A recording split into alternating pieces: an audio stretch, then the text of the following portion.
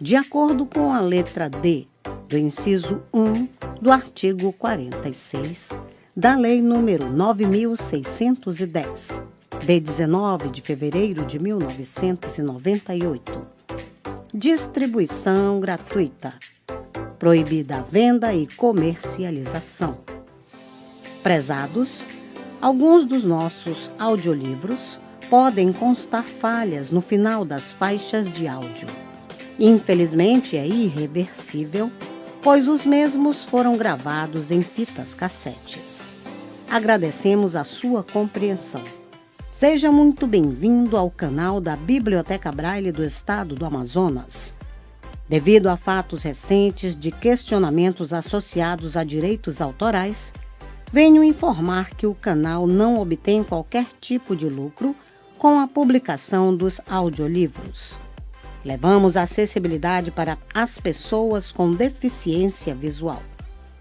Caso você seja autor ou proprietário dos direitos autorais de algum audiolivro publicado aqui no canal, peço que faça contato via e-mail ou através dos comentários, que se assim for determinado, o audiolivro será retirado do ar. Relembrando, não queremos e não obtemos nenhum tipo de lucro com as visualizações. Nosso objetivo é levar a acessibilidade para as pessoas com deficiência visual. Agradecemos pela sua atenção. Livro postado por Larissa Martins. Se você gostou, deixe seu like e se inscreva no nosso canal.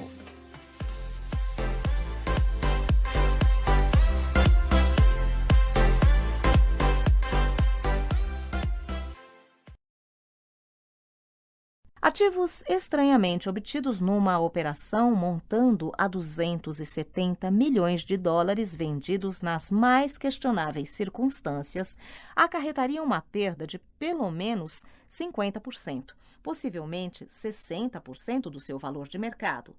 Calculando por baixo, arrisco uma estimativa de 135 milhões de dólares, as taxas de câmbio atuais.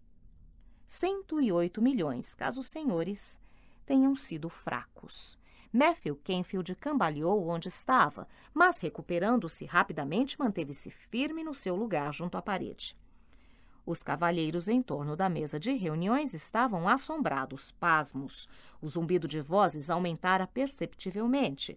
Os assessores sacudiam a cabeça, concordando com movimentos bruscos, erguendo as sobrancelhas incapazes de replicar. No íntimo, cada participante julgava saber alguma coisa dos outros. Obviamente, nenhum deles sabia tanto quanto ela a respeito de Heinrich Krüger. Nem ao menos tinham certeza do seu verdadeiro status naquela mesa. Elizabeth interrompeu a estupefação geral. Entretanto, Sr. Krüger, o senhor certamente não ignora que um roubo em vias de ser provado depende tão somente de uma identificação consistente para que as medidas legais cabíveis possam ser tomadas. Há tribunais internacionais de extradição, por conseguinte, é perfeitamente concebível que seus ativos possam ser reduzidos a zero. Um profundo silêncio baixou sobre a mesa enquanto os líderes empresariais, assim como seus assistentes, concentravam toda a sua atenção em Heinrich Krüger. As palavras roubo, tribunais e extradição não podiam ser aceitas naquela distinta assembleia. Eram palavras perigosas e Krüger, o homem que muitos dos participantes temiam vagamente por motivos associados unicamente à sua enorme influência em ambos os lados, estava sendo agora advertido. Não ouse me ameaçar, sua velha. A voz do Krüger soou baixa, confiante, assustadora. Ele voltou a sentar-se na cadeira e olhou desafiadoramente para a mãe na extremidade oposta da comprida mesa. Não faça acusações, a menos que tenha condições de prová-las. Se se julga preparada para tentar fazê-lo, eu, de minha parte, estou pronto para contestá-la. Se a senhora e seus colegas forem superados nas negociações, este não é o lugar para lamentações. Não encontrará aqui a menor simpatia. Direi mesmo que está pisando em terreno traiçoeiro. Lembre-se disso. Ele continuou olhando fixamente para Elizabeth até que, não conseguindo mais suportar seu olhar demoníaco, ela desviou os olhos. Ela não tinha condições de fazer coisa alguma, não contra ele, contra o alucinado Heinrich Krüger. Não jogaria com as vidas de sua família mais do que já tinha feito. Não apostaria o nome Escarlate naquela mesa. Não daquela maneira, não agora. Havia outra maneira. Krüger, era forçoso reconhecer, levara melhor. Era óbvio para todos e Elizabeth tinha de avançar rapidamente para que ninguém tentasse explorar sua momentânea desvantagem. Fique com seus ativos. Eles são quase imateriais. E em volta da mesa, a expressão quase imateriais, aplicada em relação a tantos milhões, teve o efeito desejado. Elizabeth sabia que causaria impacto. Cavalheiros, antes de sermos interrompidos, forneci a todos, por grupamentos nacionais, minha estimativa dos ativos pessoais calculados, até os mais próximos 5 milhões, para cada contingente. Pareceu-me mais gentil do que detalhar o valor específico de cada indivíduo. Afinal, certas coisas são sagradas. Entretanto, não fui justa, como muitos dos senhores sabem. Fiz alusão a certas, digamos, negociações delicadas que estou certa de que julgavam invioláveis. Traiçoeiras para os senhores, para usar as palavras do Sr. Krüger, se fossem conhecidas nos seus respectivos países. 7 dos 12 de Zurique permaneceram calados. 5 mostraram-se curiosos. Refiro-me aos meus compatriotas, senhores Gibson e Landor, a Monser da Almeida, ao Sr. Sidney Masterson e, naturalmente, ao brilhante Herr Myrdal. Deveria também incluir 2/3 dos investidores alemães, Herr von Schneizler e Herr Kindorf, mas por diferentes razões. Como estou certa de que se dão conta? Ninguém falou. Ninguém se virou para consultar seus assessores. Todos os olhos estavam voltados para Elizabeth. Quero reparar a injustiça que cometi, cavalheiros. Reservo algo para cada um dos senhores. Uma voz que não era a de Krüger falou. Era do inglês Sidney Masterson. Posso perguntar a razão de tudo isso, de toda essa operação de inteligência incidental? Não tenho dúvida de que a senhora foi muito diligente, extremamente exata, também, pelo menos no que me diz respeito. Mas nenhum de nós aqui presente está concorrendo a uma medalha de bom comportamento. A senhora certamente sabe disso? Evidentemente, do contrário, não estaria aqui esta noite. Então por quê? Para que toda esta encenação? O sotaque era alemão, a voz pertencia ao tonitruante barão do Vale do Ruhr, Kindorf. Masterson continuou. Seu telegrama, madame, todos recebemos um telegrama com o mesmo texto, aludia especificamente à área de interesse mútuo. Acredito que a senhora chegou a dizer que os ativos Escarlate estariam eventualmente à nossa disposição conjunta, mas agora sou forçado a concordar com o Sr. Krüger. A senhora me dá a impressão de estar nos ameaçando e, francamente, não estou gostando nada disso. Convenhamos, Sr. Masterson, o senhor não vai querer me dizer que nunca prometeu ouro inglês à metade dos potentadores mirins nos cafundós da Índia. Herr Kindorf não subornou abertamente seus sindicatos para que declarassem greve, exigindo aumentos salariais quando os franceses se retiraram do Ruhr? Honestamente, o senhor está nos ofendendo. É claro que estou aqui para ameaçá-lo e posso lhe assegurar de que gostará cada vez menos à medida que eu prosseguir. Masterson levantou-se da mesa. Diversos outros recuaram suas cadeiras. O clima estava ficando hostil. Recuso-me a continuar ouvindo, disse Masterson.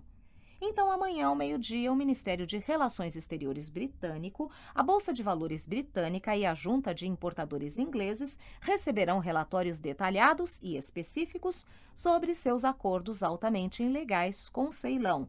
Seus compromissos são enormes. A divulgação da notícia provocará uma corrida considerável aos seus títulos e ações na Bolsa. Masterson manteve-se de pé ao lado da cadeira. Maldita seja! Foram as únicas palavras que ele pronunciou ao se sentar novamente. A mesa voltou a ficar em silêncio. Elizabeth abriu sua pasta. Tenho aqui um envelope para cada um dos senhores. Seus nomes estão devidamente datilografados na frente de cada envelope. Dentro de cada um deles, há um levantamento contábil de quanto cada um dos senhores vale individualmente, de seus pontos fortes e suas fraquezas. Falta um envelope. O influente, muito importante Sr. Kruger não foi contemplado com um. Francamente, um detalhe insignificante. Eu a advirto. Sinto muito, Sr. Kruger. Novamente as palavras foram pronunciadas muito rapidamente, mas dessa vez ninguém estava ouvindo. Todos estavam com a atenção concentrada em Elizabeth Scarlatti e na sua pasta. Alguns envelopes são mais grossos do que outros, mas ninguém deve atribuir grande ênfase a esse fator. Todos sabemos da irrelevância de uma ampla diversificação depois de certo ponto. Elizabeth enfiou a mão na pasta de couro. A senhora é uma bruxa, o sotaque carregado de Kindorf agora era gutural. As veias de suas têmporas estavam excessivamente dilatadas. Vou distribuí-los e, enquanto cada um dos senhores estiver analisando atentamente seus portfólios em miniatura, continuarei falando. O que sei será do seu agrado. Os envelopes foram passados de mão em mão por ambos os lados da mesa. Alguns foram abertos imediatamente, sofregamente. Outros, como as cartas de experientes jogadores de pôquer, foram manuseados cuidadosa e cautelosamente. Matthew Canfield continuou encostado na parede com o braço esquerdo na tipóia e a mão direita enfiada no bolso, apertando suarenta o revólver. A partir do momento em que Elizabeth identificara Wooster com os 270 milhões de dólares, ele não tirava os olhos do sinistro indivíduo. Daquele homem que se dizia chamar Heinrich Kruger, aquele hediondo, arrogante filho da puta, era o homem que ele visava. Aquele canalha era o sujeito que armara todo aquele circo. Era o inferno pessoal de Janet. Vejo que todos receberam seus envelopes, exceto, naturalmente, o bigo Sr. Kruger. Cavalheiros, prometi-lhes que não seria injusta e não serei. Há 5 dos senhores que não podem começar a apreciar as influências Scarlatti, a menos que tenham, como se diz em merchandising vulgar, sido brindados com amostras personalizadas do produto. Por conseguinte, enquanto leem o conteúdo de seus envelopes, abordarei brevemente essas áreas sensíveis. Muitos dos que estavam lendo desviaram os olhos para Elizabeth sem mexer a cabeça. Outros colocaram os papéis em cima da mesa desconfiadoramente. Alguns entregaram as páginas aos seus assessores e fixaram os olhos na velha senhora. Elizabeth olhou por cima do ombro para Matthew Canfield. Estava preocupada com ele. Sabia que ele finalmente se defrontara com Wooster Scarlatti e a pressão sobre ele devia ser imensa. Tentou interceptar seu olhar. Tentou transmitir-lhe tranquilidade com um olhar, um sorriso confiante. Ele não quis olhar para ela. Ela viu apenas ódio nos olhos dele, fixados no homem que assumira a identidade de Heinrich Kruger. Delinearei minhas considerações alfabeticamente, cavalheiros. Monsieur Daudet, a República Francesa certamente relutaria a continuar concedendo franquias à sua frota mercante se tivesse conhecimento dos navios, sob bandeira paraguaia, que transportaram suprimentos para os inimigos da França em tempos de guerra. Daudet manteve-se impassível, mas Elizabeth achou engraçado o fato de os ingleses se mostrarem irritados com o francês, os previsíveis contraditórios britânicos.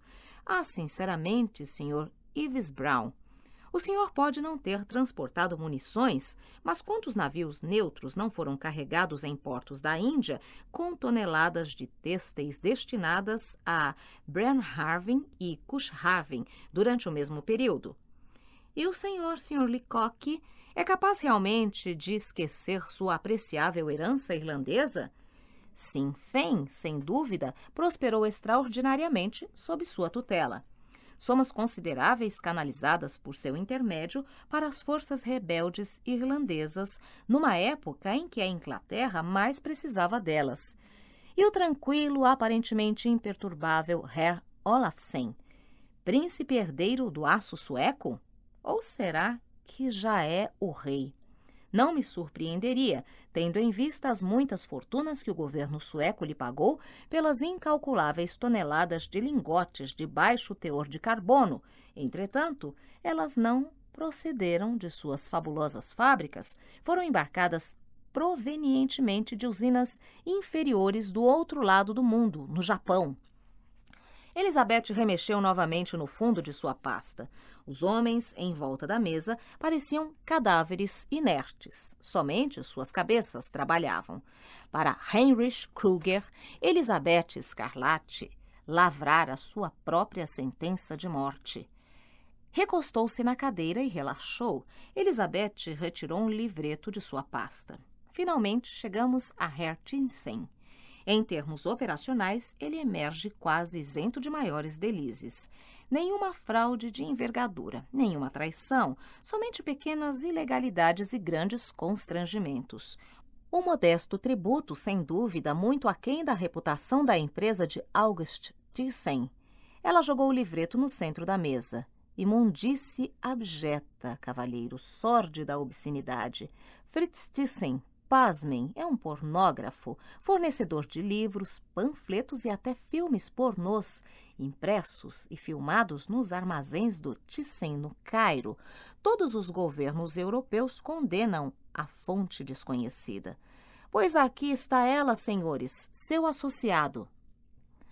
Durante um longo momento, ninguém falou. Cada um dos participantes da reunião estava preocupado consigo mesmo, com as acusações que pesavam sobre eles. Todos calculavam os danos que poderiam resultar das revelações da velha Scarlatti. Em qualquer instância, a perda era acompanhada de diversos graus de desonra, opróbrio.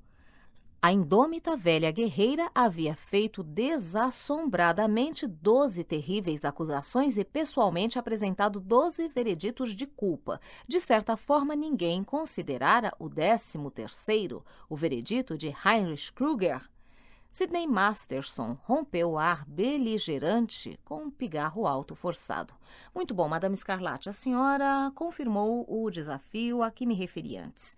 Creio, entretanto, que devo lembrar-lhe de que não somos homens indefesos, impotentes. Acusações e contra-acusações fazem parte do nosso dia a dia. Advogados experientes podem derrubar todas as acusações que a senhora fez. E posso lhe assegurar que ações judiciais por calúnia e danos morais seriam implacavelmente movidas contra a sua pessoa. Afinal, quando táticas de sarjeta são empregadas, há sempre reações à altura. Se pensa que receamos o desprezo, a execração das pessoas de bem, acredite quando lhe digo que a opinião pública tem sido manipulada por muito menos dinheiro do que as cabeças reunidas em torno desta mesa representam. Os cavalheiros de Zurique endossaram as palavras de Masterson, acenando com suas cabeças incessantemente. Não duvido por um instante sequer do senhor Masterson. De nenhum dos senhores. Dossiês pessoais extraviados, executivos oportunistas, bodes expiatórios, nada disso me é estranho. Por favor, cavalheiros, apenas sustento que não receberiam de bom grado o transtorno, ou a ansiedade inevitável quando assuntos desagradáveis como esses vêm à baila. Não, madame. Claude Daudet estava aparentemente calmo, mas só por fora. Por dentro estava apavorado. Talvez seus parceiros de Zurique não conhecessem bem o povo francês. Um pelotão de fuzilamento nunca estava totalmente fora de cogitação. A senhora tem razão. Aborrecimentos desse tipo devem ser evitados. Portanto, qual é o próximo passo? O que a senhora preparou para nós? Elizabeth fez uma pausa. Não tinha muita certeza da razão por que o fizera. Foi uma reação instintiva. Uma necessidade intuitiva de se virar e olhar o auditor fiscal. Matthew Canfield não se mexera de sua posição junto à parede. Ele era uma figura patética. Seu paletó resvalava do ombro esquerdo, revelando a tipóia preta, e a mão direita ainda enfiada no bolso. Parecia estar engolindo em seco continuamente, tentando se manter alerta, vigiando o que se passava à sua volta. Elizabeth notou que ele agora evitava olhar para Ulster Scarlatti. Parecia essencialmente tentar se agarrar ao que lhe restava de sanidade. Com licença, cavalheiros. Elizabeth levantou-se de sua cadeira e encaminhou-se até Canfield. Sussurrou-lhe tranquilamente. Mantenha-se firme, eu lhe peço. Não há nada a temer. Não nesta sala. Kenfield falou devagar, sem mover os lábios. Ela mal conseguiu ouvi-lo, mas o que ouviu a deixou perplexa. Matthew Kenfield cerrara fileiras com os homens que se encontravam naquela sala em Zurique. Tornara-se um assassino como eles. Diga o que tem a dizer e termine logo. Quero ele. Sinto muito, mas esse sujeito está na minha mira. Olhe para ele agora, porque ele é um homem morto. Controle-se. Esse tipo de atitude não nos ajudará em nada. Ela virou-lhe as costas e voltou para sua cadeira. Ficou de pé atrás dela enquanto falava. Como podem ter notado, meu jovem amigo foi seriamente ferido, por obra e graça de todos os senhores, ou de um dos senhores numa tentativa para impedir que eu comparecesse a esta reunião. A tentativa foi extremamente covarde e provocadora.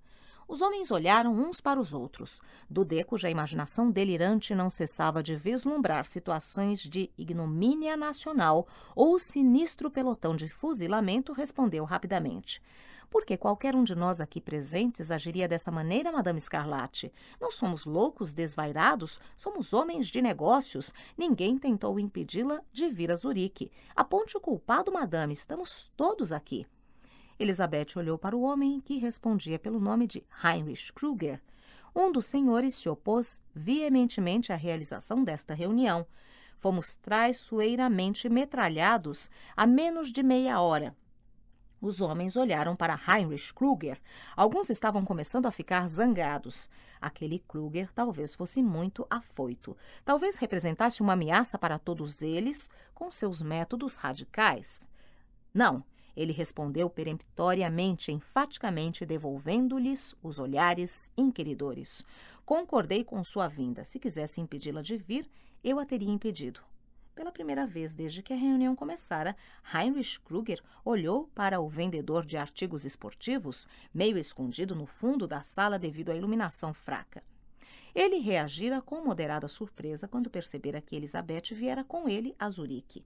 Moderada, porque conhecia a tendência de Elizabeth para optar pelo inusitado e fora do comum, tanto na escolha dos métodos de trabalho quanto na contratação de pessoal, e porque provavelmente não contasse com mais ninguém que pudesse mandar calar a boca com um arquear de sobrancelhas como aquele ambicioso parasita social.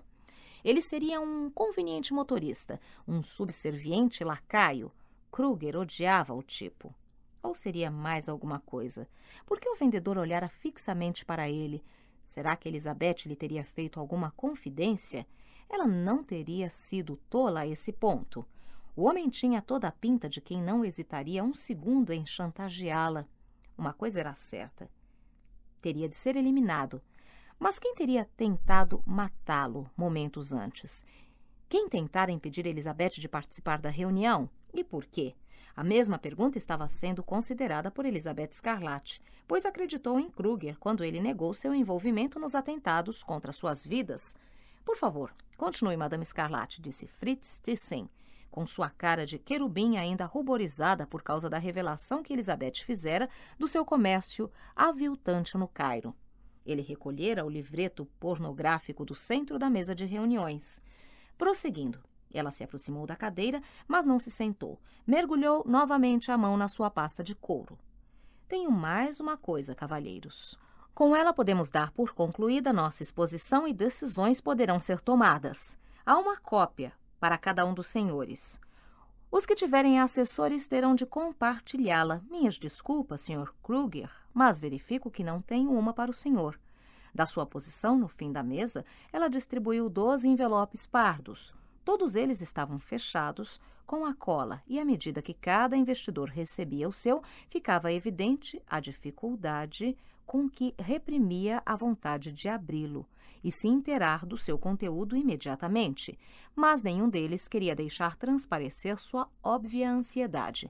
Finalmente, depois de cada um dos 12 investidores remanescentes ter colocado seu envelope na frente, um a um dos impacientes cavalheiros começou a abri-los. Durante quase 2 minutos, o único ruído que se ouviu foi o ruge-ruge das folhas de papel. Fora isso, o mais absoluto silêncio. Até mesmo a respiração dos presentes parecia ter sido temporariamente suspensa. Os homens de Zurique ficaram estupefatos com o que viram. Elizabeth tomou a palavra. É isso mesmo que os senhores estão vendo. O que tem em suas mãos é a liquidação programada das indústrias Scarlatti. Para que não paire qualquer dúvida quanto à autenticidade desse documento, os senhores notarão que depois de cada subdivisão de ativos estão datilografados os nomes dos indivíduos, corporações ou sindicatos, que são os compradores. Todos os mencionados, tanto os indivíduos, pessoas físicas, quanto as organizações, pessoas jurídicas, são conhecidos dos senhores. Se não pessoalmente, certamente de reputação, os cavalheiros conhecem a capacidade de cada um e estou convencida de que não ignoram suas ambições. Nas próximas 24 horas, serão os donos das indústrias Scarlatti. Para a maioria dos homens de Zurique, a informação tão cuidadosamente preservada por Elizabeth era a confirmação dos boatos que corriam nos círculos das altas finanças. Todos tinham ouvido falar que alguma coisa insólita estava acontecendo nos domínios da Scarlatti, algum tipo de esvaziamento em circunstâncias muito estranhas. Então era isso. A tão poderosa Elizabeth Scarlatti estava deixando o comando de suas empresas. Uma operação maciça, Madame Scarlatti, que exigiu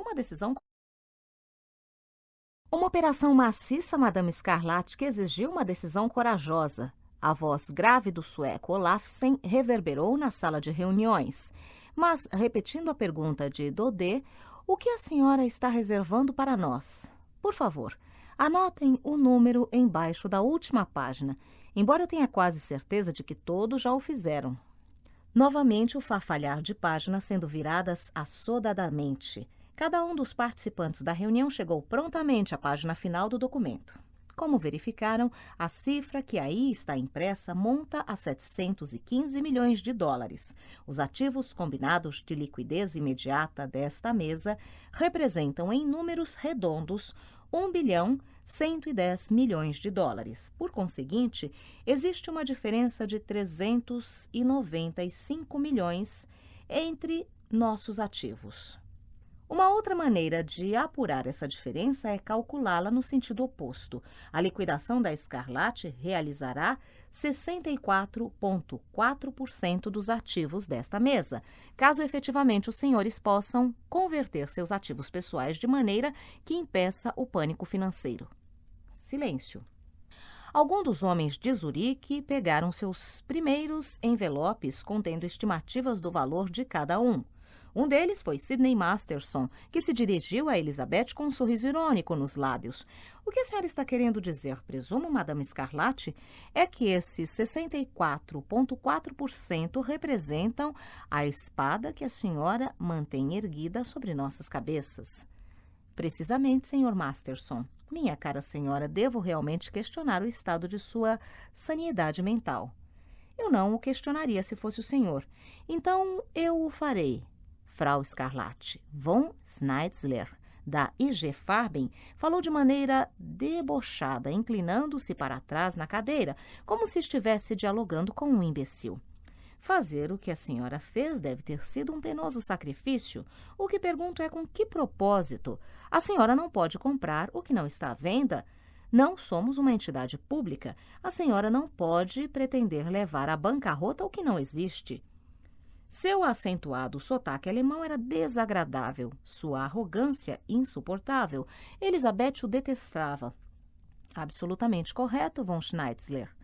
Então, talvez o alemão riu. A senhora tenha cometido uma grande tolice. Eu jamais absorveria seus prejuízos. O que estou querendo dizer é que a senhora não pode simplesmente procurar algum mítico Baumeister dizer-lhe que possui mais recursos do que nós e que, portanto, ele deve nos jogar na Rua da Amargura. Quase todos riram.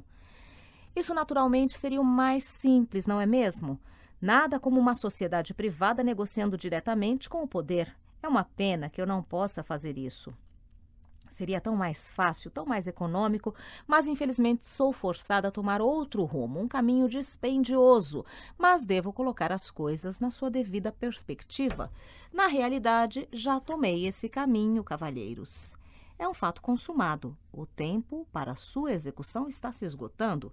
Elizabeth olhou para os homens reunidos naquela sala em Zurique. Alguns não despregavam os olhos dela, perscrutando o menor sinal de perda de confiança, o mais leve indício de blefe. Outros fixavam o olhar em objetos inanimados, preocupando-se apenas em filtrar suas palavras, o tom de sua voz, na expectativa de uma falsa afirmação ou de um lapso de julgamento. Todos eles eram homens que moviam nações com um gesto, uma palavra solitária. No início das atividades comerciais amanhã, respeitadas as diferenças de fusos horários, voltosas transferências de capital escarlate terão sido feitas para os centros financeiros das 5 nações representadas nesta mesa. Em Berlim, Paris, Estocolmo, Londres e Nova York, já foram completadas negociações para a aquisição maciça no mercado aberto de capitais de ações disponíveis de suas companhias centrais. Antes do meio-dia do dia seguinte, cavalheiros, a Escarlate será dona de uma participação acionária, embora minoritária, em muitos dos seus tentaculares empreendimentos, no valor de 670 milhões. Os senhores se dão conta do que isso significa? Kindorf rugiu. Já! A senhora forçará a alta dos preços e nos proporcionará fortunas. Em troca, a senhora não lucrará nada. Minha cara senhora, a senhora é realmente extraordinária. Os preços dos têxteis de Innisbauen tinham sido mantidos num nível conservador. Ele estava exultante com as perspectivas. Dalmeida, que se dera conta de que ela não poderia invadir seus trilhos franco-italianos, mudou rapidamente de atitude. A senhora não poderá pôr as mãos numa só das ações de minha rede ferroviária, madame. Alguns dos senhores têm mais sorte do que outros, Monsieur Dalmeida. Leacock, o financista miliardário, com um ligeiro vestígio de sotaque irlandês na voz cultivada, falou: admitindo que seja verdade o que a senhora disse, e é inteiramente possível que seja, Madame Escarlate, honestamente, o que foi que sofremos? Não perdemos uma filha. Na verdade, ganhamos uma sociedade menor. Voltou-se para os outros, esperando que tivessem percebido o humor de sua analogia. Elizabeth conteve o fôlego antes de começar a falar. Esperou até que os homens de Zurique tivessem voltado a concentrar suas atenções nela. Disse que antes do meio-dia de amanhã, a Escarlate estaria na posição que delineei brevemente. 1 hora mais tarde, um maremoto eclodirá na Kurfürstendamm, em Berlim, terminando em Wall Street, em Nova York. 1 hora depois, a Escarlate se desfará desses ativos a uma fração do seu custo. Estimei a desvalorização de $1 para 3 centavos. Simultaneamente, os menores detalhes que a Escarlate apurou sobre suas questionáveis atividades serão revelados às principais agências noticiosas de cada um de seus países. Os senhores poderão esbravejar alegando calúnia, difamação, o que quiserem, cavalheiros, mas não serão os mesmos homens quando o escândalo for acompanhado de pânico financeiro. Alguns dos senhores dificilmente permanecerão intactos. Alguns serão simplesmente varridos do cenário. A maioria será afetada desastrosamente. Depois do mais breve momento de aturdido silêncio, o salão de reuniões explodiu. Os assessores eram peremptoriamente interpelados. As respostas eram berradas para poderem ser ouvidas. Heinrich Krüger levantou-se da cadeira e gritou para os homens em volta da mesa: Parem, parem, parem com essa loucura, seus idiotas. Ela não fará nada disso, ela está blefando. Acredita realmente? Elizabeth perguntou, sobrepondo sua voz ao pandemônio. Eu a mato, sua cadela. A senhora é positivamente uma demente, Frau Escarlate. Tente, Krüger, tente. Matthew Canfield acorrera prontamente, colocando-se ao lado de Elizabeth, com os olhos vermelhos de ódio enquanto encarava Uster Stuart Scarlett. Quem pensa que é, seu mascate de merda? O homem chamado Krüger, com as mãos crispadas apoiadas na mesa, devolveu o olhar desafiador de Canfield e berrou para ser ouvido pelo vendedor. Olhe bem para mim. Sou seu executor. O quê? Krüger apertou os olhos estrupiados. Estava aturdido. Afinal, quem seria aquele pulha? Mas não podia perder tempo pensando. A gritaria atingira o clímax. Os homens de Zurique não falavam mais uns com os outros, urravam. Heinrich Krüger esmurrou a mesa. Ele não conseguia controlar a situação. Tinha de fazê-lo parar de gritar de qualquer maneira. Parem com essa histeria. Ouçam o que tenho a lhes dizer. Se me derem ouvidos, eu lhes direi por que ela não poderá fazer nada disso. Ela não tem condições, eu lhes garanto. Uma a uma, as vozes foram se extinguindo, até o silêncio voltar a dominar. Os homens de Zurique fixaram seus olhares em Kruger, quando ele apontou acusatoriamente para Elizabeth Scarlatti. Eu conheço essa mulher. Já a vi fazer isso antes. Ela reúne homens poderosos e os intimida com ameaças mirabolantes. Eles entram em pânico e acabam entregando os pontos. Ela joga com o medo seus covardes. Seu trunfo é o medo. Dudé falou ponderadamente. O senhor não respondeu nada. Por que ela não pode fazer o que está dizendo? Kruger desviou os olhos de Elizabeth Scarlatti ao responder. Porque se fizesse, estaria destruindo tudo o que sempre lutou. Seria o colapso da Scarlatti. Sidney Masterson falou quase num sussurro. Isso parece ser óbvio. A pergunta permanece sem resposta. Ela não poderia viver sem o poder que isso representa. Ela não poderia sobreviver sem ele. Acreditem no que estou dizendo. Isso é apenas uma opinião, disse Elizabeth Scarlatti, encarando seu filho do outro lado da mesa. Ousa induzir a maioria dessa assembleia a arriscar tudo, baseada unicamente na sua opinião? Maldita seja! Esse Kruger está certo, minha querida. A fala arrastada do texano era inconfundível. A senhora ficará arruinada. Não restará nenhum pinico onde possa mijar. Sua linguagem está à altura da crueza de suas operações. Este é o meu vocabulário, milady. Estou cagando para as palavras. O que me interessa é o dinheiro. E é sobre isso que estamos falando. Mas, afinal, por que está armando toda essa confusão? Considero imprescindível e extremamente pertinente o que estou fazendo, Sir Landor. Cavalheiros, disse que o tempo está se esgotando. As próximas 24 horas serão uma terça-feira normal ou um dia que nunca será esquecido nos centros financeiros do nosso mundo. Alguns dos presentes sobreviverão, a maioria não. Qual será a decisão, cavalheiros? Submeto-a à luz de tudo o que disse.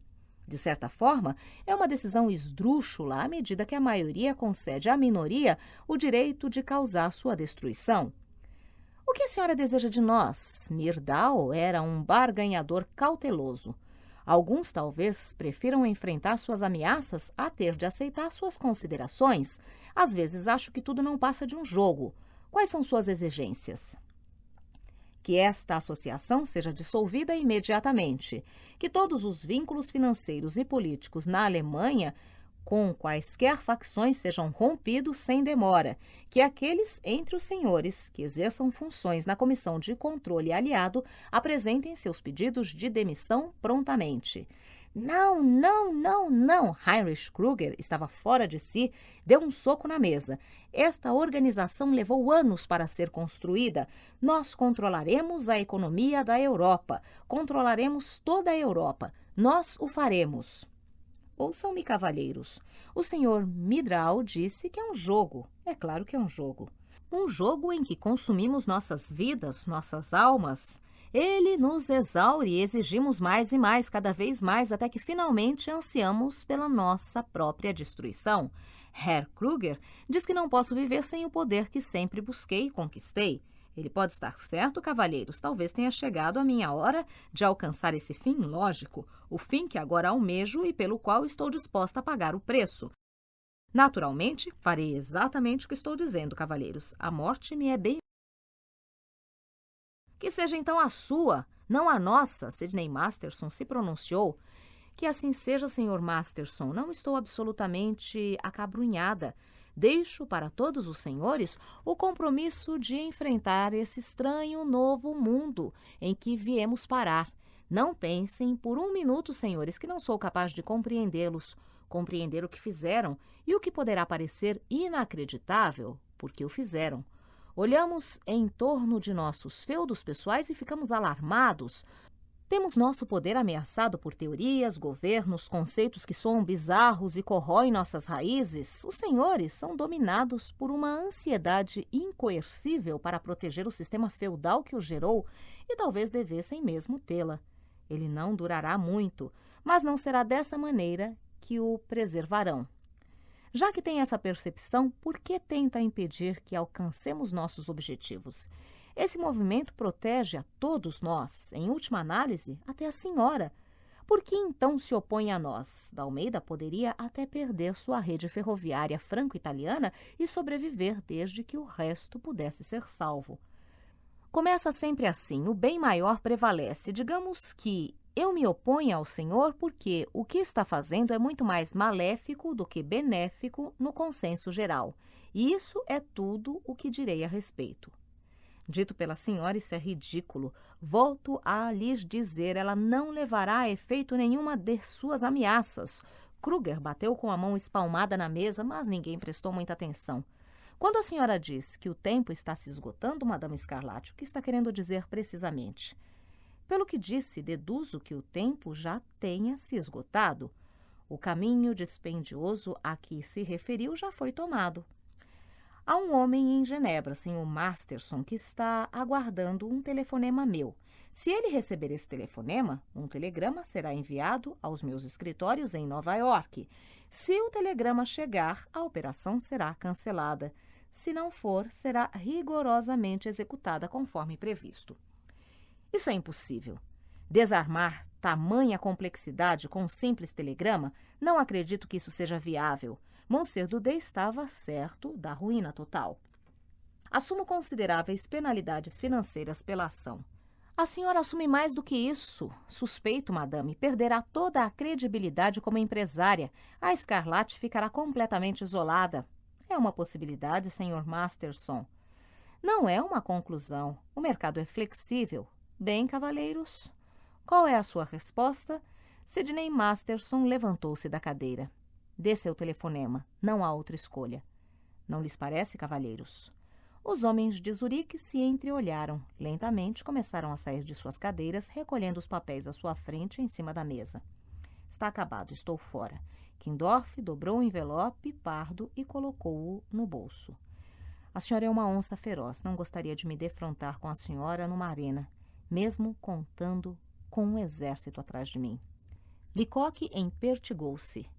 Isso tudo pode ser um monte de merda, mas não vou me arriscar a pisar nela. Landor cutucou Gibson, que estava custando a adaptar-se à realidade.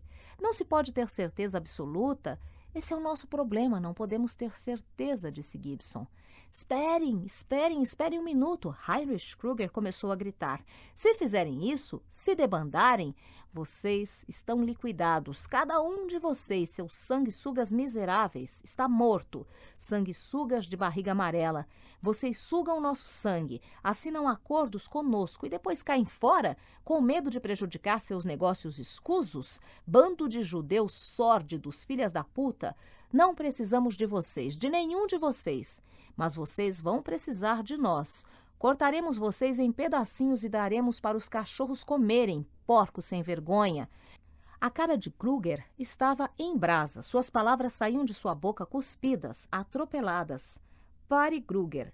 Masterson deu um passo à frente na direção do homem colérico, de rosto deformado. Acabou. Será que não é capaz de compreender? Acabou, terminou.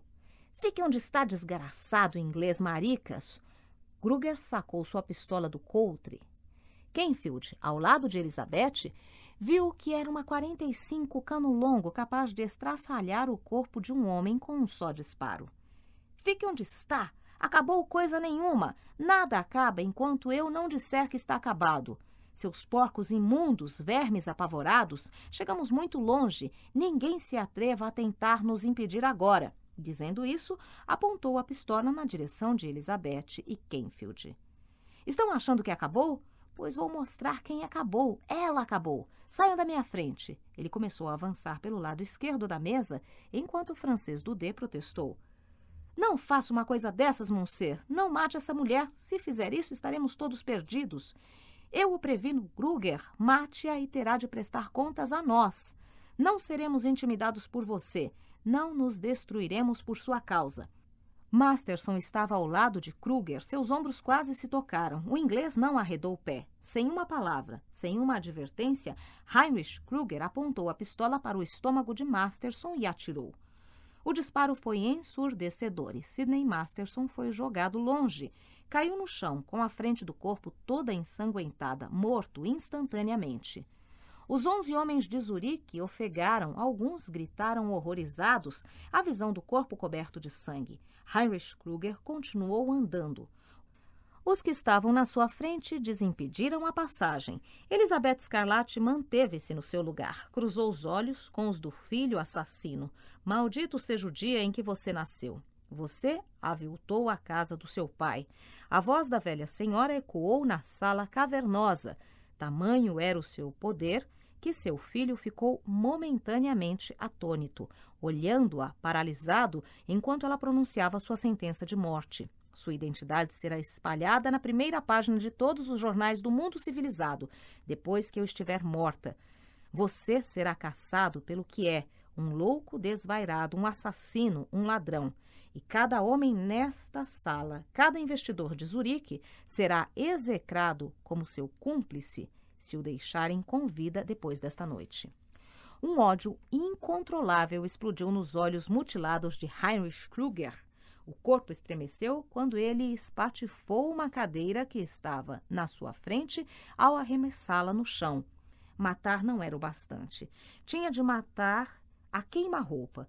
Tinha de ver a vida e a mente de Elizabeth Scarlatti esvaírem-se diante de seus olhos. Matthew Canfield colocou o dedo no gatilho do seu revólver no bolso direito. Nunca tinha atirado sem tirar a arma do bolso e sabia que se errasse o alvo, ele e Elizabeth morreriam. Não sabia ao certo quanto tempo poderia esperar. Miraria no peito do homem que se aproximava, o alvo descomunal que tinha à sua frente. Esperaria até não poder esperar mais. A detonação do pequeno revólver e o impacto da bala no ombro de Scarlatti foram um choque tão grande que Krüger, numa fração de segundo, arregalou os olhos incrédulos. Foi o suficiente, na medida exata, para Canfield. Com todo o peso do seu corpanzil, esbarrou no ombro direito de Elizabeth, jogando o corpo frágil no chão, fora do seu campo de visão, enquanto ele, Matthew Canfield, atirava-se para a esquerda. Ele retirou o revólver do bolso e disparou de novo, rapidamente, no homem chamado Heinrich Krüger. Segurando a enorme pistola, Krüger desabou no chão. Canfield cambaleou, esquecendo a dor insuportável no braço direito, que ficara imprensado sob o peso do próprio corpo. Num salto, pulou em cima de Ulster Stuart Scarlatti, arrancando-lhe a pistola que ele segurava na mão de ferro e começou a golpear a cara de Heinrich Krüger com o cano da arma. Não conseguia parar. Destrua o rosto dele, destrua essa cara horripilante. Uma voz interior lhe dizia. Finalmente foi puxado de cima do monstro. Goto, ele está morto, alto, pare. Você não precisa fazer mais nada. O corpulento e forte Fritz Thyssen conteve-o. Matthew Canfield sentiu-se fraco e caiu no chão. Os homens de Zurique se reagruparam. Alguns ajudaram Elizabeth a se erguer, enquanto outros se debruçaram sobre Heinrich Krüger. Batidas insistentes vieram da porta que dava para o saguão. Von Schnitzler assumiu o comando. Deixe-nos entrar. Ele ordenou com seu carregado sotaque alemão. D'Almeida encaminhou-se rapidamente para a porta e abriu-a. Diversos motoristas estavam na entrada. Ocorreu a Canfield, ao observá-los, que aqueles homens não eram apenas motoristas. Ele tinha razão. Estavam todos armados. Sentado no chão, sentindo dores atrozes, meio estonteado, Canfield viu um homem louro, abrutalhado de cabelos cortados rente, inclinar-se sobre o corpo de Heinrich Krüger. Ele afastou as pessoas à sua volta e puxou a pálpebra de um olho do rosto desfigurado. E então Canfield imaginou se a agonia das últimas horas teria afetado sua vista, comprometendo o infalível processo de visão. Ou o homem louro teria realmente abaixado a cabeça e sussurrado alguma coisa no ouvido de Heinrich Krüger. Heinrich Krüger estaria vivo? Von Schnitzler, de pé ao lado de Canfield, informou. Ele será removido.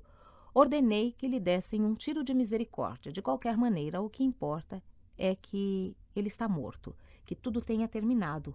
O obeso Von Schnitzler então gritou outras ordens de comando em alemão para os motoristas uniformizados em volta de Krüger. Diversos começaram a levantar o corpo inerte, mas foram impedidos pelo homem louro de cabelos bem curtos. Ele os afastou do caminho, não permitindo que tocassem no corpo. Ergueu sozinho Heinrich Kruger do chão e transpôs a porta com ele. Os outros o seguiram. Como ele está? Canfield fez um gesto na direção de Elizabeth, sentada numa cadeira.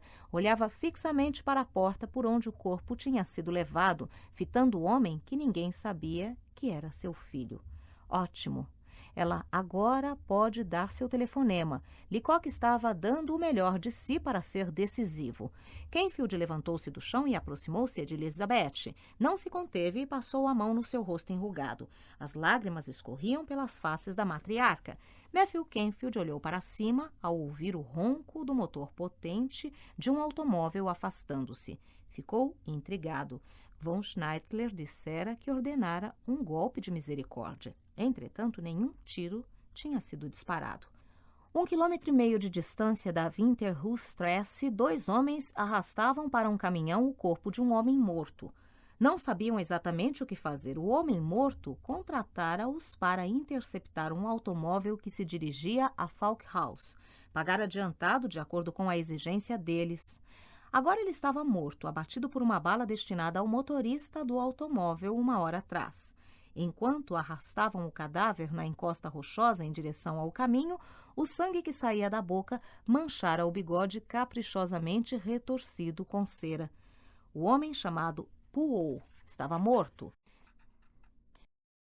CD 45, quarta parte, capítulo 45. O major Matthew Canfield, de 45 anos, às vésperas de completar 46, esticou as pernas diagonalmente no assento traseiro do carro do exército.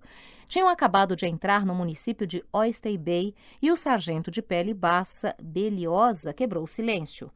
Estamos chegando, major. É bom o senhor acordar. Acordar devia ser uma coisa banal. O suor banhava o rosto. O coração batia ritmadamente ao compasso de acordes musicais desconhecidos. Obrigado, sargento. O carro dobrou a leste na Harbour Road, na direção da orla marítima. Ao se aproximar de casa, o major Matthew Canfield começou a tremer.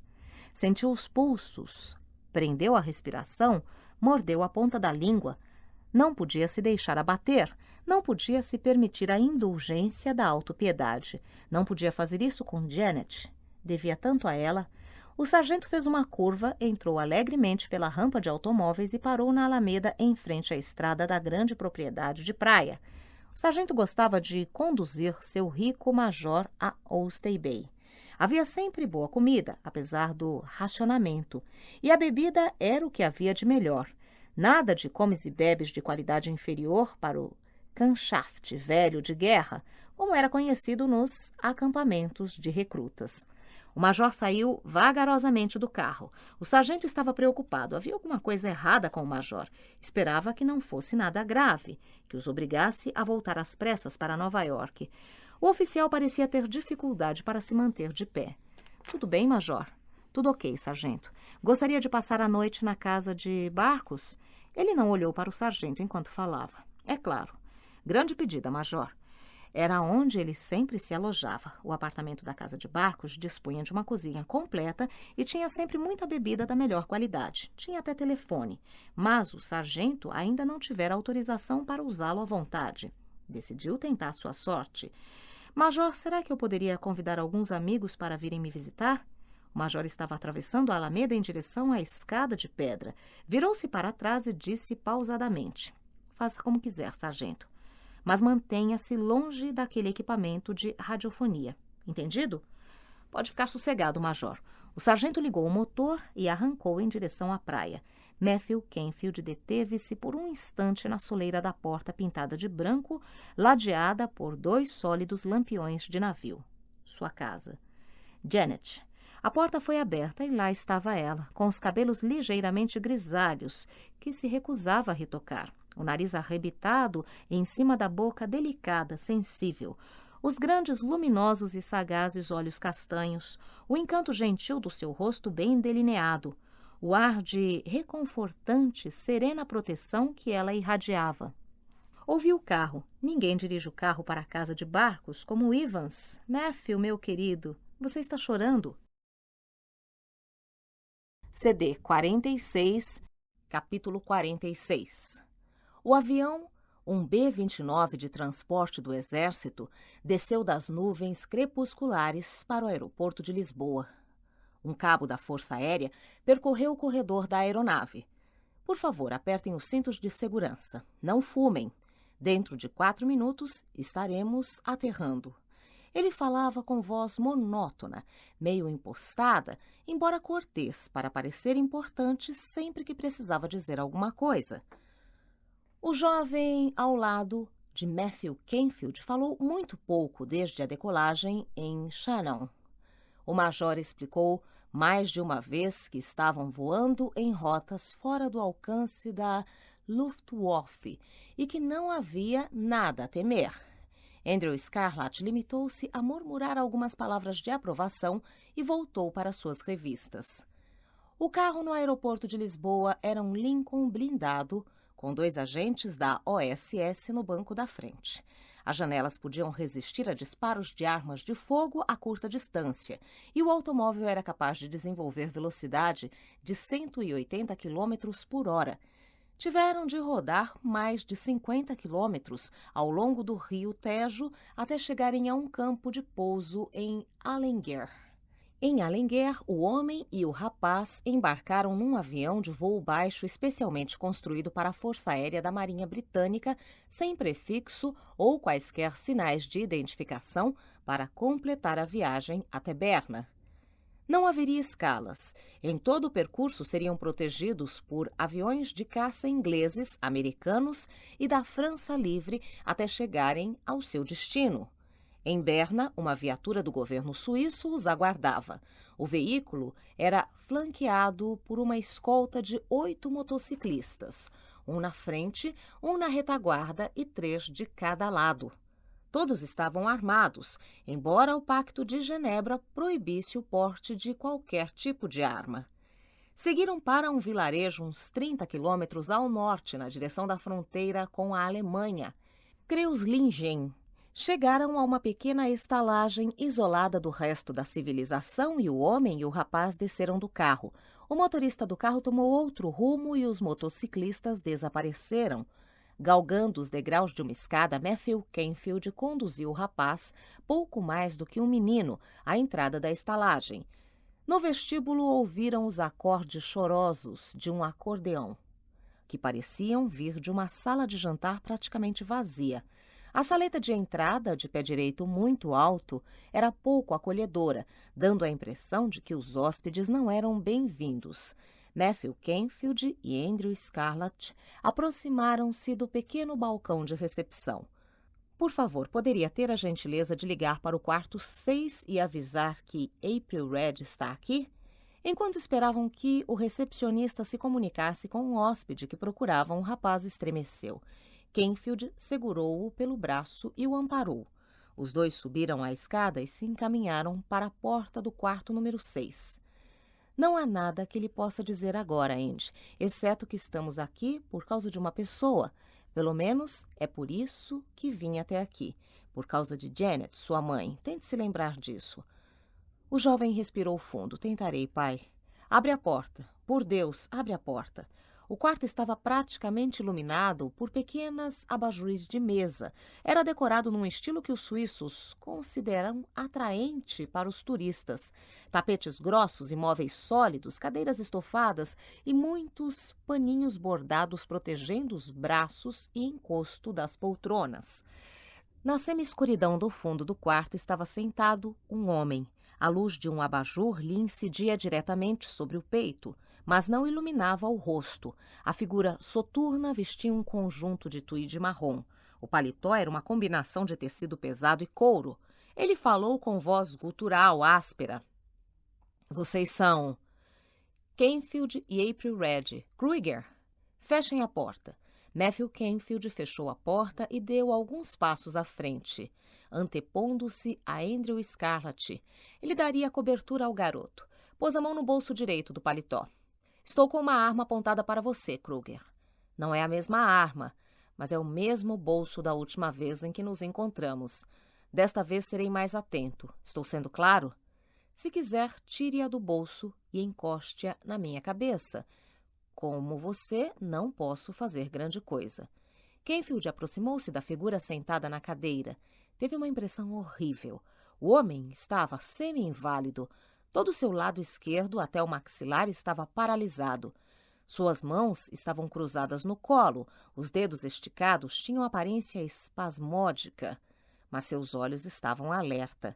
Seu rosto era uma colcha de retalhos de enxertos de pele embaixo de cabelos grisalhos cortados baixo. O homem falou: "O que estão vendo é obra da Sebastopol, Operação Barbarossa. O que você tem para dizer, Kruger? Primeiro, April Red. Diga a ele para se aproximar. Venha até aqui, Andy. Chegue mais perto." Andy, o homem sentado na cadeira, riu com a boca semifechada. Como é bom ouvir esse nome, Andy. Vem para cá, Andy. Andrew Scarlett procurou proteção junto ao padrasto e ficou olhando para o homem deformado na cadeira. Então você é filho de Ulster Scarlett. Sou filho de Matthew Kenfield. Kenfield manteve-se no lugar, observando o pai e o filho. De repente sentiu que não pertencia àquele cenário. Pressentiu a batalha sem tréguas que seria travada dentro de instantes entre um velho inválido e um garoto magricela. Um confronto de que ele seria mero espectador. Não, meu jovem, você é filho de Ulster Stuart Scarlett, herdeiro da fortuna Scarlett. Atacou nossa... Sou exatamente o que quiser ser. Não tenho nada a ver com o senhor. O rapaz respirou fundo. Estava se libertando do medo. E de seu lugar, Kenfield percebeu que uma fúria contida estava extravasando do rapaz. Calma, Andy, calma. Por quê? Por causa dele? Olhe só para ele. Está praticamente morto. Não tem nenhum rosto. Pare. A voz rouquenha de Ulster Scarlett fez com que Kenfield se lembrasse daquela sala de reuniões em Zurique há tanto tempo. Pare, seu idiota. Por quê? Por sua causa? Você desapareceu faz muito tempo? O rapaz apontou para Kenfield. Ele tomou o seu lugar. Só dou ouvidos a ele. Você não é nada para mim. Não fale comigo dessa maneira, não se atreva. Kenfield falou incisivamente. Trouxe April Red Kruger. O que você tem para nos entregar? É para isso que estamos aqui. Acabemos logo com esta palhaçada. Primeiro ele tem de compreender. A criatura repelentemente deformada não parava de sacudir a cabeça. É preciso fazer com que ele compreenda. Se era importante para você, por que se escondeu esse tempo todo? Por que assumiu a identidade de Kruger? Os acenos de cabeça compulsivos pararam e os olhos cinzentos semicerrados olharam fixamente. Kenfield lembrou-se de Janet falando daquele olhar sinistro. Porque Ulster Scarlett não estava preparado para representar a nova ordem, o novo mundo. A identidade Ulster Scarlett serviu aos seus propósitos por algum tempo e, uma vez alcançados esses propósitos, ela deixou de ser necessária. Ele passou a ser um estorvo, um fantoche. Teve de ser eliminado. Talvez também houvesse mais alguma coisa. O quê? Elizabeth. Ela o teria impedido novamente. Ela o teria impedido mais tarde. Tal como fez em Zurique. Ao ouvir o nome Elizabeth, Heinrich Kruger teve um acesso de tosse. Um catarro subiu-lhe à garganta e ele cuspiu. Uma coisa asquerosa. A cadela nojenta. Mas cometemos um erro em 1926. Sejamos honestos, eu cometi um erro. Eu devia tê-la convidado a se juntar a nós. Ela aceitaria o convite, estejam certos. Ela desejava as mesmas coisas que nós. Você está enganado a esse respeito. Não diga bobagens, você não a conhecia? O auditor fiscal respondeu tranquilamente, sem qualquer mudança na inflexão da voz. Eu a conhecia muito bem. Acredite no que lhe digo. Ela desprezava tudo o que você ardorosamente defendia. O nazista riu com seus botões. Isso é muito engraçado. Eu disse a ela a mesma coisa, que desprezava tudo que ela representava. Então ambos estavam certos a respeito um do outro. Estão quites. Tudo isso é irrelevante. Ela agora está no inferno. Ela morreu pensando que você estava morto. Por isso morreu em paz. Ah, você jamais saberá como me senti tentado ao longo dos anos, especialmente quando tomamos Paris. mas estava esperando chegarmos a Londres. Eu me postaria em frente ao Whitehall e anunciaria para o mundo a destruição da diabólica Escarlate. Ela deixou este mundo quando vocês ocuparam Paris. Isso não importa mais. Suponho que não. Você tinha tanto medo dela morta quando ela estava viva? Nunca tive medo de ninguém, de coisa alguma. Heinrich Krüger reteseu o corpo decrépito. Então por que não levou a cabo sua ameaça? A Casa Escarlate continua de pé. Ela nunca lhe disse? Nunca me disse o quê? A velha tinhosa sempre se cobria pelos 4 flancos. Ela encontrou seu homem incorruptível, meu único inimigo no Terceiro Reich, Goebbels. Ela nunca acreditou que eu tivesse sido morto em Zurique. Goebbels sabia quem eu era.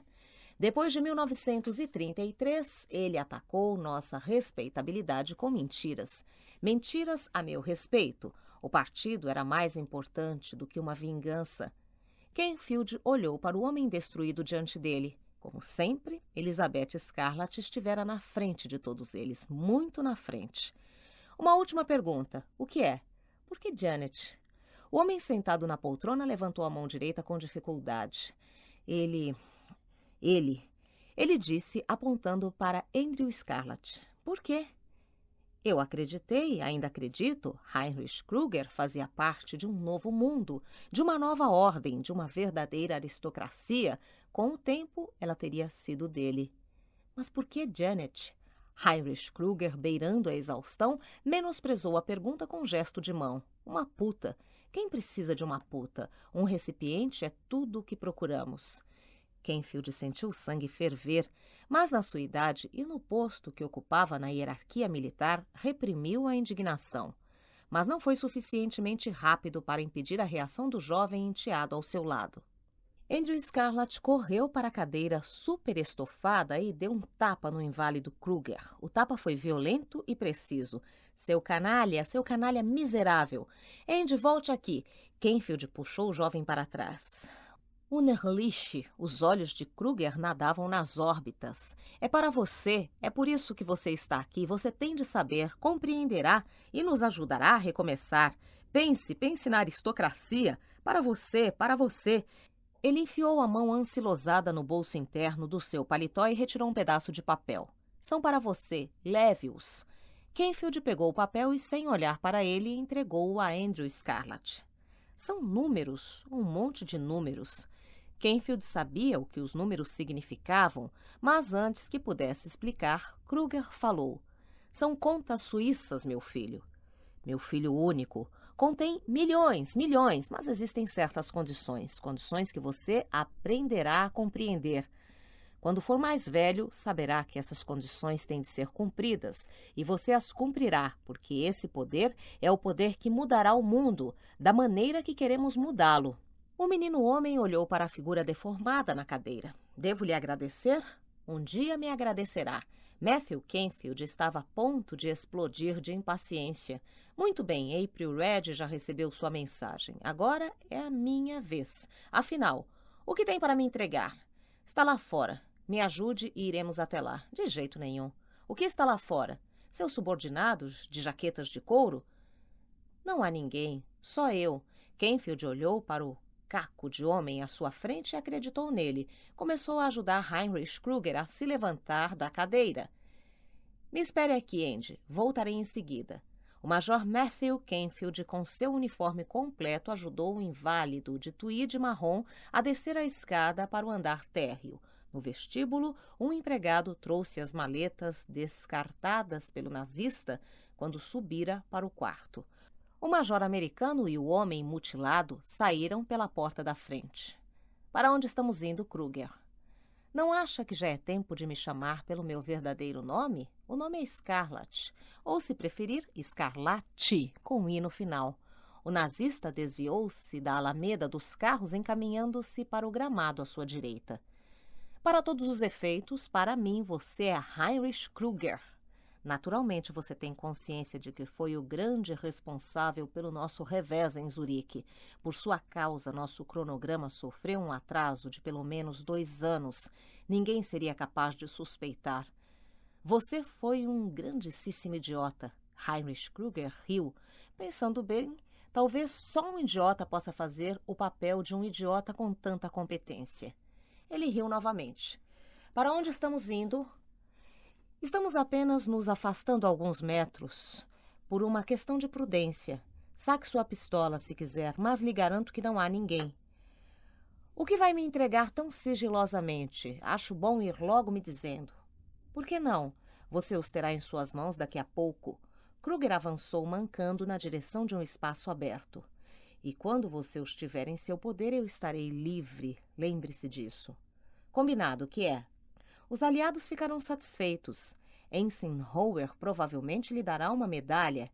Eu vou lhe entregar os planos completos das fortificações de Berlim. Somente a elite do alto comando alemão tem conhecimento deles. Casamatas subterrâneas, plataformas de lançamento de foguetes, depósitos de suprimentos, inclusive o posto de comando do Führer. Você e eu nos sairemos muito bem. Matthew Canfield parou. Os planos das fortificações de Berlim tinham sido obtidos há algumas semanas pelo Serviço de Inteligência Aliado. Berlim sabia. Berlim admitira. Ao que tudo fazia crer, alguém tinha caído numa armadilha. E esse alguém não fora ele, Matthew Canfield. O alto comando nazista encaminhara um de seus próprios articuladores para as garras da morte. Me diga uma coisa, Kruger. O que acontecerá se eu aceitar seus planos, em troca de April Red resolver não deixá-lo se evadir? O que acontecerá? É muito simples. O próprio almirante Dönitz tomou meu depoimento. Eu prestei há 2 semanas em Berlim. Contei tudo. Se eu não voltar dentro de poucos dias, ele ficará preocupado. Sou muito valioso. Espero me reapresentar e depois sumir do mapa. Se não reaparecer, o mundo inteiro saberá. Matthew achou que era a suprema ironia, mas na verdade não era mais do que ele antecipara. Havia registrado tudo no dossiê original, lacrado há alguns anos nos arquivos do Departamento de Estado. E agora um homem em Berlim, que só conhecia de reputação, chegara à mesma conclusão. Dönitz permitira que Kruger, levando suas falsas oferendas, fosse a Berna. De acordo com as regras não escritas da guerra, Dönitz esperava que ele fosse morto. Dönitz sabia que nenhuma nação, nem outra, podia em sã consciência ostentar um paranoico daquele que late em suas hostes, tanto na vitória quanto na derrota, e o inimigo deveria executá-lo para que não pairasse nenhuma dúvida. Dönitz era um inimigo raro naqueles dias de ódio. Era um homem em quem seus adversários confiavam. Como Rommel, Dönitz era um aguerrido militar de princípios morais elevados. Matthew Canfield sacou a pistola e atirou 2 vezes. Heinrich Kruger caiu por terra, morto. Ulster Stuart Scarlett finalmente se fora para sempre. Matthew Canfield atravessou o gramado e voltou para a estalagem. A noite estava clara e a luz minguante refletia seus pálidos raios na folhagem parada que o cercava. Pensou, admirado como tudo tinha sido tão simples. Mas a crista da onda é simples, ilusoriamente simples. Ela não mostra a miríade de pressões no seu bojo que faz a espuma rebentar com fúria. Estava tudo acabado. E havia Andrew, havia Janet. Acima de tudo, este livro foi gravado e masterizado nos estúdios da Fundação Dorina Novil para cegos mediante autorização da editora, sem fins lucrativos, para uso exclusivo de deficientes visuais, sendo proibida a venda, reprodução e comercialização. Lido por Valquíria Brito em outubro de 2007. Nome do livro: A Herança Escarlate. Autor: Robert Ludlum. Copyright 2006 by Marcos Zuzaki. Título original: The Scarlet Inheritance. Tradução: Alberto Lopes. Editora Rocco. Cidade: Rio de Janeiro. Ano 2006. Fim do CD MP3 2